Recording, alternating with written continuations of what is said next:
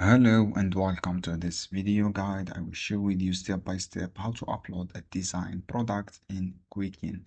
So this is a platform print on demand. If you want to upload, just log in your account from here and then go to the design product.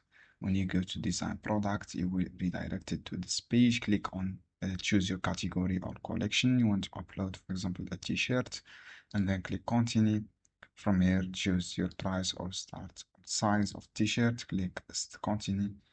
From this product section, you have this one design, click add your design from here, upload your design from library, choose click upload. This is my design file, as you can see here, and then just await.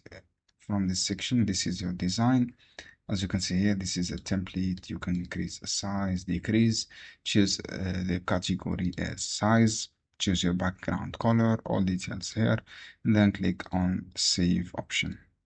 From here, choose your all details. As you can see here, choose your color types, and then click your file, this one, and then click save a product.